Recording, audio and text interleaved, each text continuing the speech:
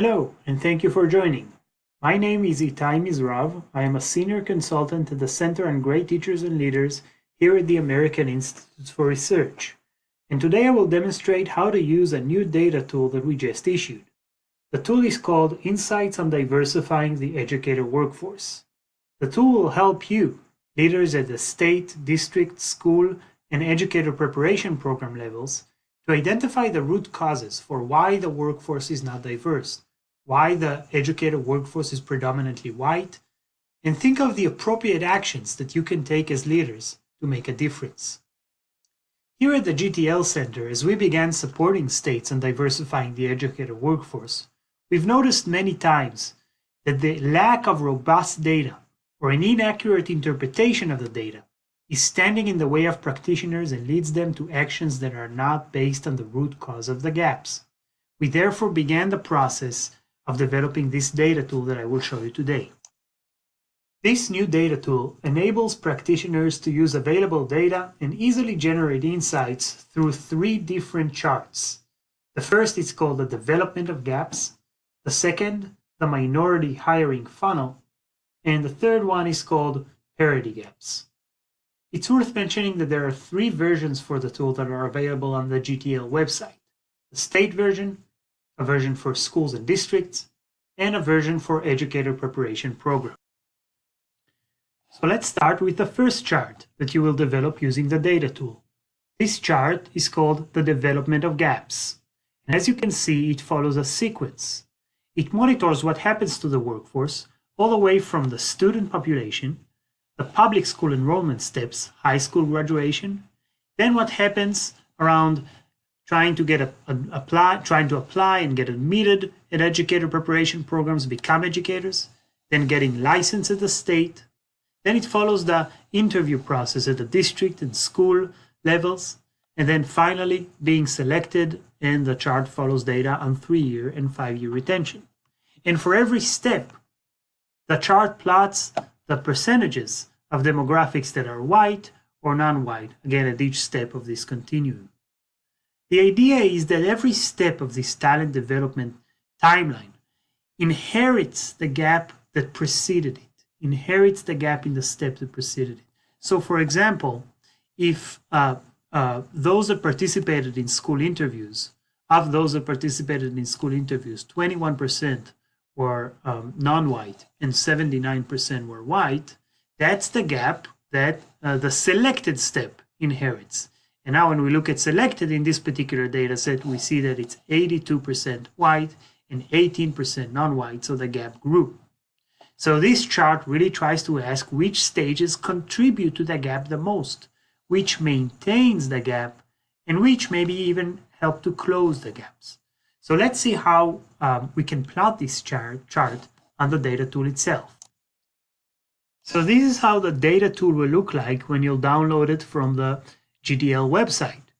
And I should mention, I am going to demonstrate using the state version of the tool.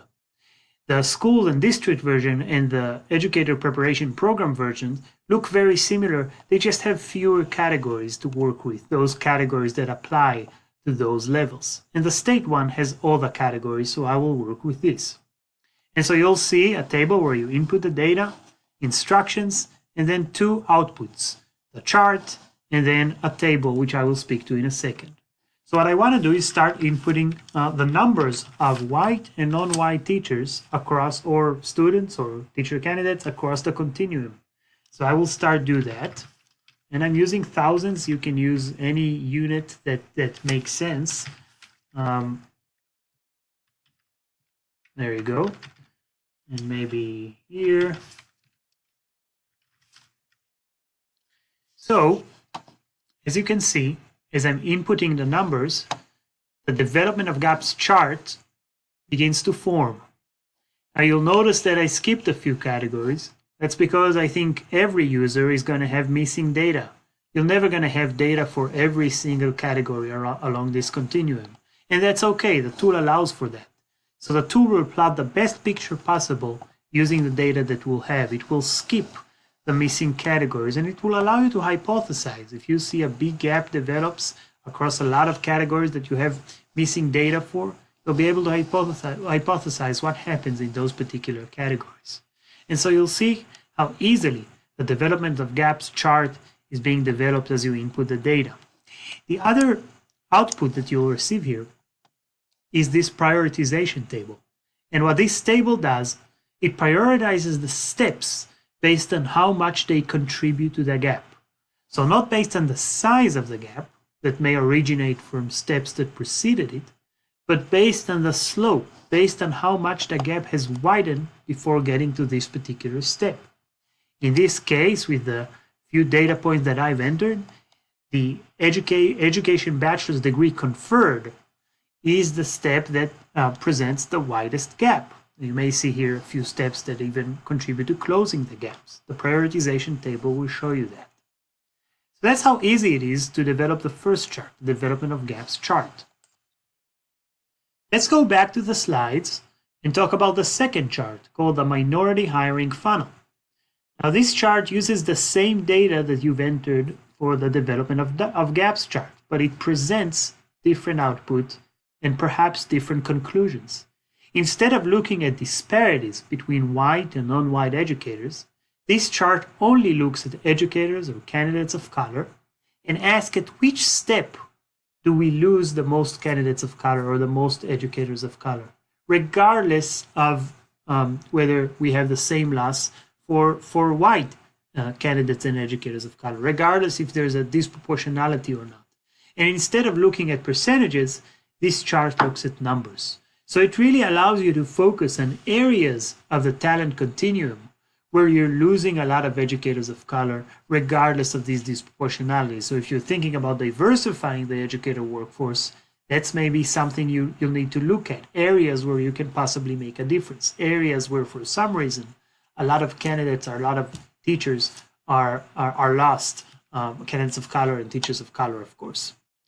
So let's see how this chart can be developed using the data tool. So let's jump back to the data tool. Now again, we're using the same data that we've inputted. So what we want to do is switch to the tab right here below that says the minority hiring funnel tab. And as you can see, the funnel is already developed, already visualized based on the data that you've inputted earlier. And this time again, we're looking at numbers, and you can see the missing categories here again. We're again going to receive the prioritization table, but the prioritization is going to be different. Here we're going to focus on the steps where we lost educators of color, again, regardless of the disproportionality.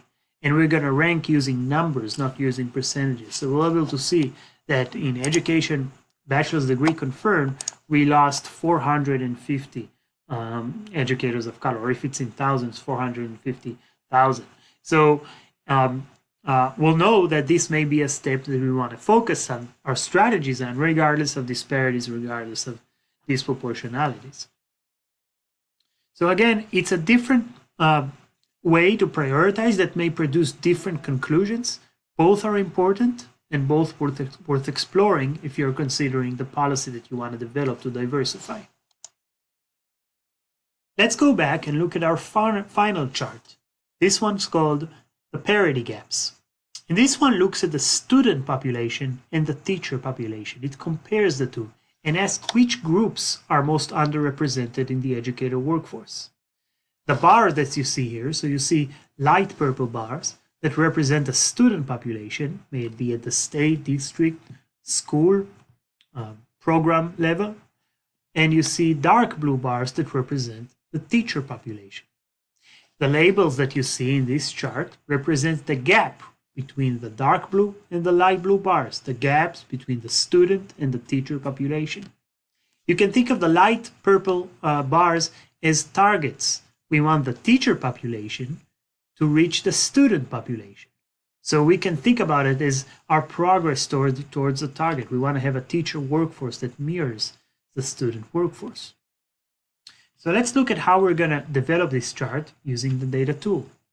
So I'm going to have to move to the third tab, it says parity. And here I'm going to start inputting my numbers.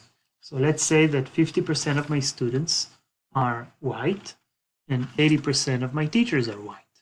And perhaps 15% of the students are African American, and 6% of the teachers are African American, and perhaps 8% of the students are Latino, and 2% of the teachers are Latino. So as you're seeing, as I'm inputting the data, the chart develops, it displays, and you can see the differences between the dark purple bars representing the student population and the light purple bars representing the student population.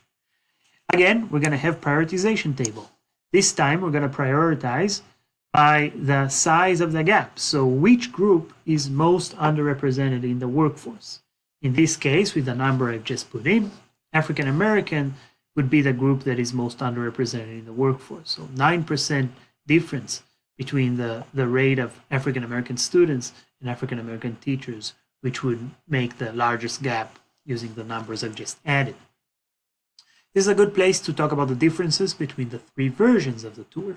So for a state, you would add state rates for teachers and for students, and you would do the same if you're at a district or you're at a school. Think of your own level and add the rates that apply. For educator preparation program, I would recommend for the student percent to add the rates at the state, so the state rates for white students, for African American, for Latino students.